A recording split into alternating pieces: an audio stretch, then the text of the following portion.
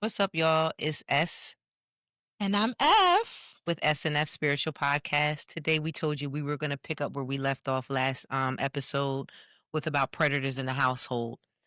Before we get into that, let's just give a moment of silence for Dr. Danielle Spencer, aka D from What's Happening, passed away today at a young prime age of 60 years old. I don't have all of the details just yet, but we're losing our childhood icons, and if it's starting to hit a little different for me. It really is. Yeah, like I didn't even know that she passed away. And that's why I was like, wow, why is everyone just passing away? Because I remember that show when I was a kid. It used to come on TV1 and just seeing that she passed. I know she was paralyzed beforehand, so it is messed up that that's how it ended. Mm.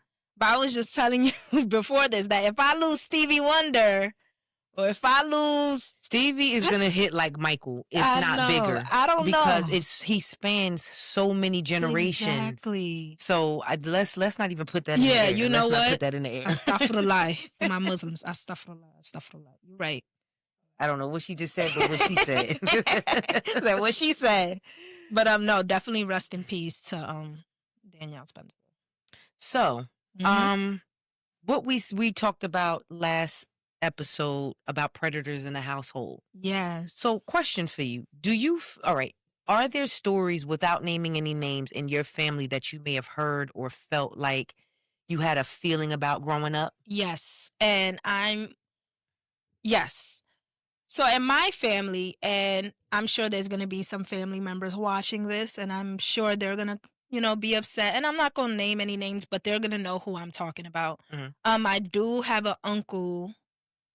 I'm not going to bring my story, but I do have an uncle who was known for being a sexual predator. Mhm. And what's really effed up about the situation is that they know that he's a predator. Like my family knows that he's a predator. Mhm. And I don't feel like much has been done to get this person out of the way. Recently it came out that he molested one of my cousins. I don't know if it was molested or rape, but I know that he sexually violated her. And, the way it was found out was that they took her to the hospital because she was like, panicking. I don't know what was going on. And she finally admitted that this person, did whatever he did to her. And what sickens me is that he did that to her and he's still around the family. I haven't seen him in years, so, you know, he's not around me. Mhm. But it's just the fact that he's still able to be around and no one has said, hey, we have to, like, get the authorities on this guy regardless of him being family. Mhm. It's just really messed up. So, yeah, that's my personal Why do story. you think families keep them hidden so much? So I'll speak for the West African culture, and everybody has like their own stories about their own culture, but I feel like in the West African culture, unfortunately, women are not protected like that. So it's not rare for a woman to be sexually violated by a family member and nothing happening about it. The most that will happen is that he's like shunned and he's like, oh, don't come to family events. But to me, that's not enough. Like the fact that these people are still able to walk around and you still are able to see them is not okay. But I would just say the lack of protection for women in the culture, and it's the lack of protection for women and children. I don't think women and children are really protected like that in West African culture, specifically in Gambian culture. And this is not to say all women are not protected. Of course, there's like individuals who are protected by their family. As a whole, I don't think we're protected. And we get what's that? Like we get shamed a lot. So even if you are being violated, you don't want to come out because it's a lot of sex shaming or a lot of slut shaming. But how can you be shamed? Help me understand from a cultural standpoint of view how you can be shamed for something that's done to violate you. Well, think about even American culture, right? Like even American culture, when a woman says that she's raped or she's been sexually violated, the first thing they say is, well, what were you wearing? Where were you going? Why was you like, it's always like, well, why did you do this? Why did you do that? Instead of why is that person even sexually violated someone? So it's messed up. A lot of times as women, you get violated and then you have to take responsibility of you being violated. So it's like, oh, well, why were you in that room with him? Why were you wearing that? Okay. And Understood. and even in American culture, it's the same because I've even heard American men You know, when celebrities have come up saying they've been sexually abused, the first thing they say is, well, you know, she's lying. Look at Cassie, you know. Well, no, you can't. The one Oh, well, yeah, person you can't use is Cassie in this okay. She's a situation. different situation, but there have been women that have came out and been like, I've been violated. And the first thing people say is, oh, you're lying, or, well, why didn't you say anything earlier, or this or that? I mean, and I get that with people of power. You expect that with people of power, but people within a family unit who have the power, I really want to question some of the elders. I wish I could without causing a shitstorm, Mm-hmm. but you really want to question the elders and say, why are we protecting these individuals? So Mm-hmm. this brings me to another controversial part to this. From what I'm hearing, and I still have to do a lot more further research on it to look at the statistics, look at the numbers, look at those who actually came out. When you look at the rate of men who lead a double life, it's because they've been touched by someone in the family. And then now they grow up liking that feeling unknowingly, but yet pretending to live a lie over here. So it's like you don't understand the what's the word I'm looking for? The mental gymnastics you have to play with this and what it does to a person mentally. So it's like you're creating more predators by not saying anything because, case in point, you have this man who can't live his truth. Now, and I know everybody in the room is going to laugh. I've gotten into the Harlan Coben series on Netflix. He's a popular writer. If you normally go to an airport and you know when you go to the newsstands Yeah. and you see the book section, he's normally like top 5 in that section. Mm-hmm. I didn't realize how well scripted his books are. And the reason why I can say that without ever reading one, whoever is doing the adaptation from book to film is doing a phenomenal job. And they're literally giving you the book. And if the books are ending on cliffhangers like this, I can only imagine. Right? Yeah. So, long story short, this last one, it's called Missing You. It's on Netflix. And it's literally 5 episodes. But in 5 episodes, you realize how one person's lie upended 7 people's lives, all because a man couldn't live in his truth. Man was a cop on the force. His partner knew. You heard of him having an affair with a person named Paige. So someone winds up at Paige's door towards the end of the series, and you think you're ringing the doorbell and you're thinking Paige is going to come to the door as what?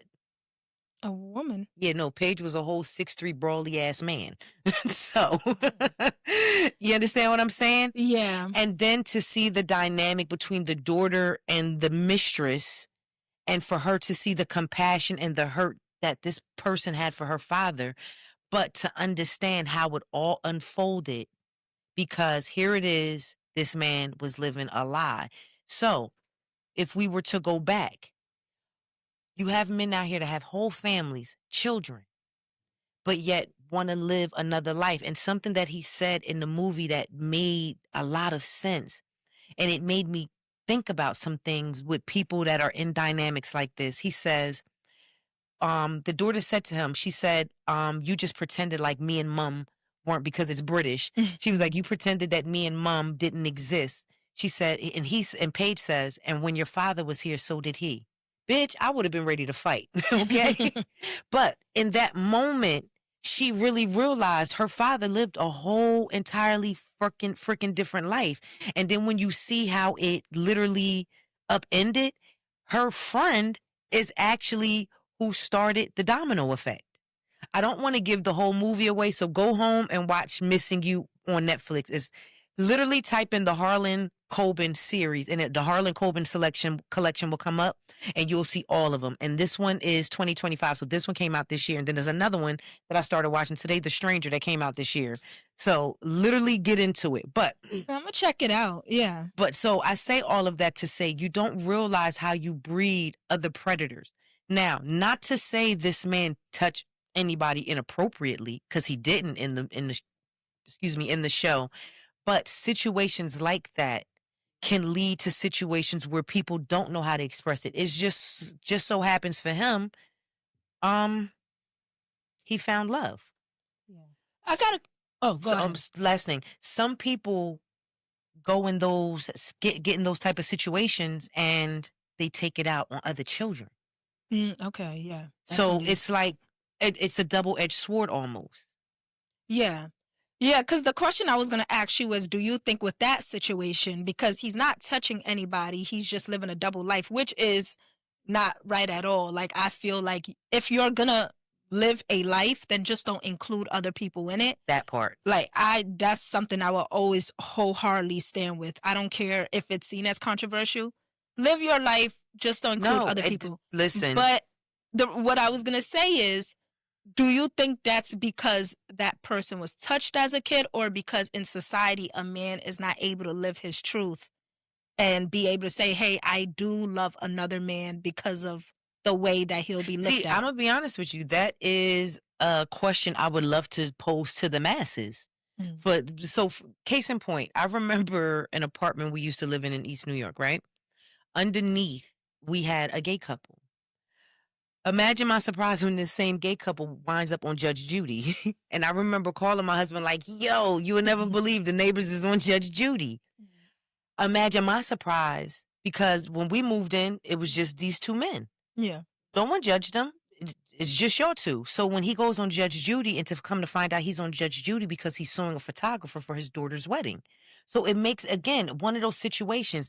If you know this is your truth, why create scenarios like whole families? Because now now the one thing, and the cliffhanger this was left on, I have to give this part away.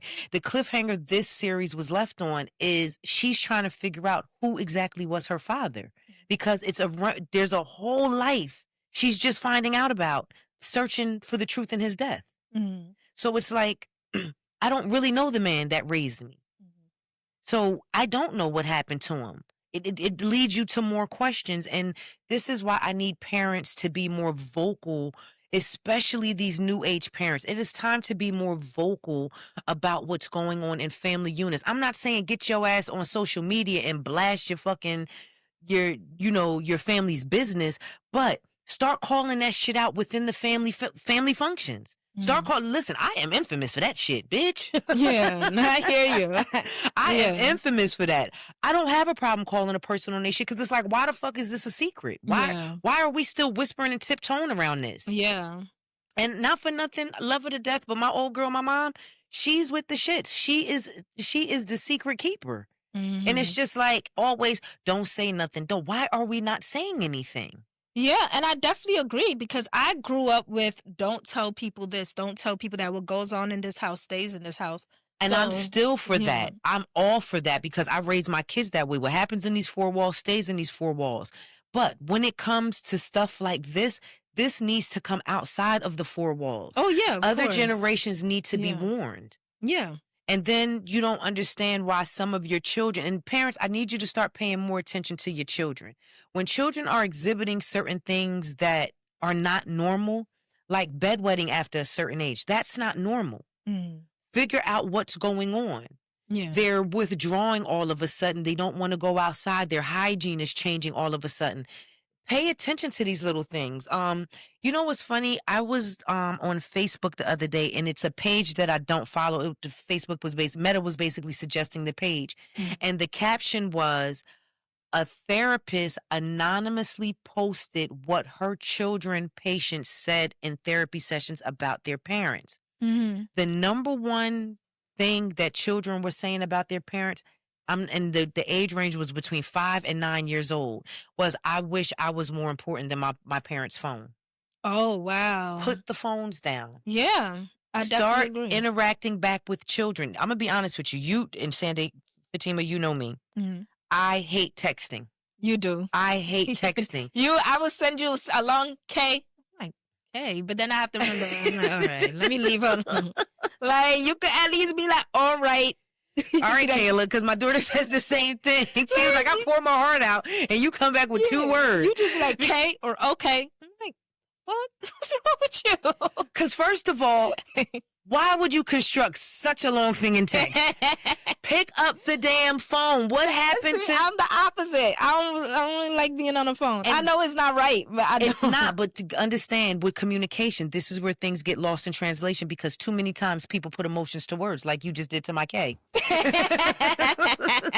My cake was just a simple cake, but you put a whole emotion to it and got offended. I'm an overthinker. I can't help it. But again, another thing, when it comes to communication, we're not communicating because, again, there's too many secrets. Yeah. So if you had to give some type of advice on what to look for predatory behavior in a family, what would you tell a person to look for? So from my experience, what I would tell a person to look for, parents, please go to your children's schools.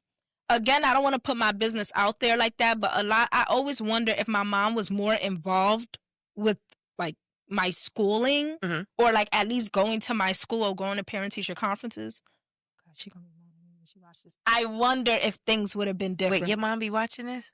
I am so sorry in advance, but I cuss, ma'am. She don't care about my mom curses. Okay. But it's like but be involved in your children's education, because a lot of times the teachers are there, with your students for 8 hours. And I know for a fact that I just know that teachers notice that change. So I really feel like the communication between the teacher and the parent should be there. Pay attention to what you said, your children's emotions. If they're happy one day and then 3 weeks later they're all moody and antsy, and something's wrong. That's a question you should ask. If you have a daughter and she was always girly and then one day she decides that she wants to wear baggy clothes, I'm not saying that, sometimes children don't grow up to be tomboys, but if you had a super girly child who liked the dresses and stuff, that is like number one indicator for females. Maybe you should be like, hey, what's up? Why are you wearing baggy jeans? Why are you wearing long shirts? Why do you want to cover your body now when you were so free with it before? Exactly. And not for nothing, I watch a lot of Lifetime specials, and in the Lifetime specials that talked about this, there was one Lifetime special where a woman had a whole husband that was raping her daughter for years, and she had no idea.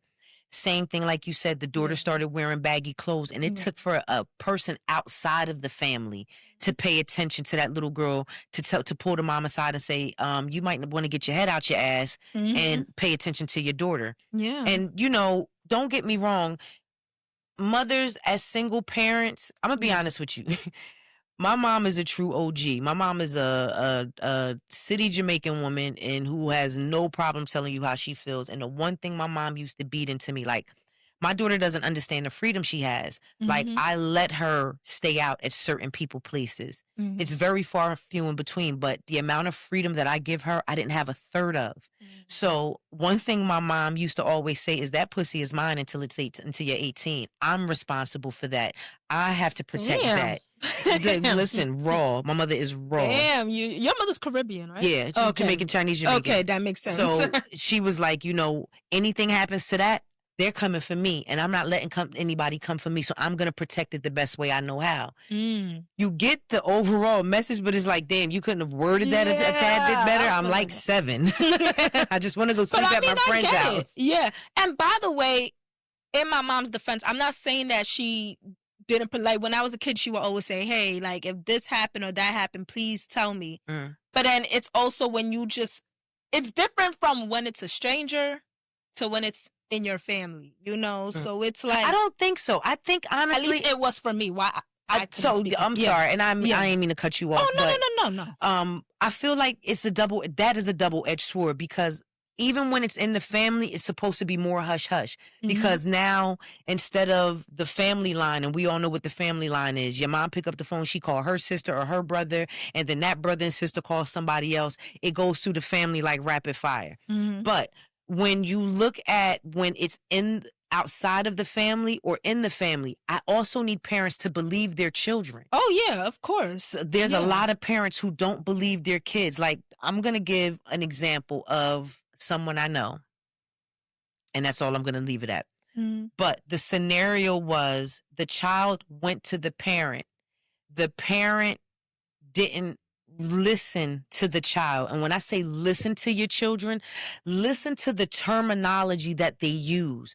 Because you might have a child that uses a particular word all the time and might one time change that one particular word to a more advanced or less advanced word. Pay attention to that code switch. because they're trying to tell you something in code. Yeah. And that's what happened in this situation. The child was given a third person situation, even though she was talking about herself. And the mom totally discounted the person, totally discounted them. So when the conversation came to me years later, it, someone that I was working with, this is before I was like taking clients. I was like doing case studies and stuff like that. So this particular case study, I'm I'm talking to the parent, and then I'll talk to the child first, and then I talk to the parent. So when the child tells me the story, I go back to the parent and I'm asking the parent like XYZ questions. And I had to literally say to the parent, because I had this thing with the parent. I said, yo, sometimes you could be so smart. And sometimes I have to take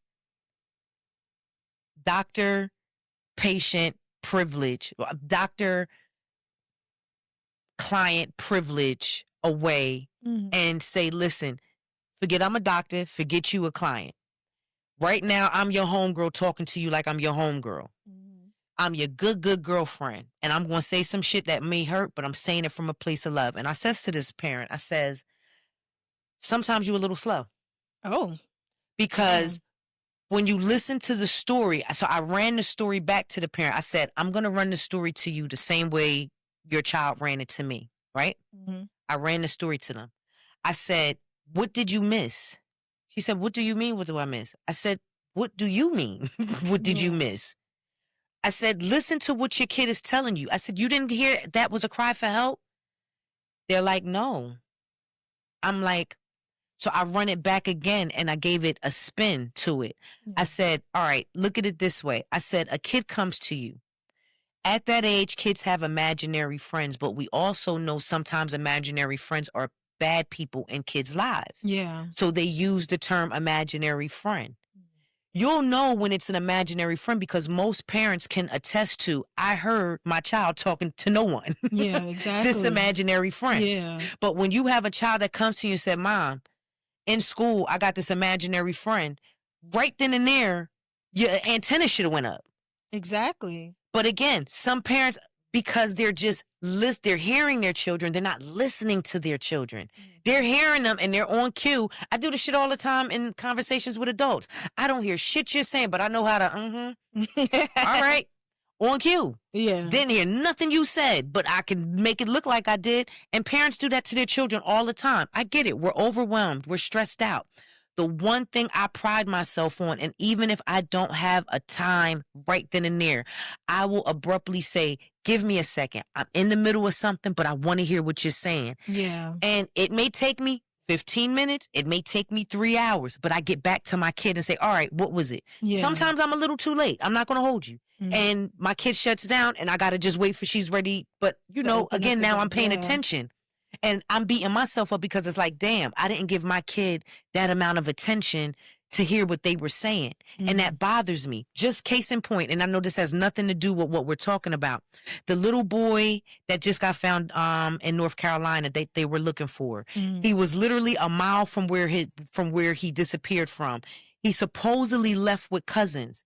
He texted his mom and about 3 other people in the family for help. No one responded. Damn. And the mom, guess what the mom said? Any other time I have my phone in my hand and I was in the middle of something and I didn't grab my phone. So again, I need parents, I need you guys to start taking your attention away from these devices and turn them back to your kids. A lot of these kids is flipping the fuck out because y'all are not giving them any attention, and then they're coming out into society expecting people to put up with their shit, and they're not. Exactly. They're not. And it all stems from one little secret. One little secret.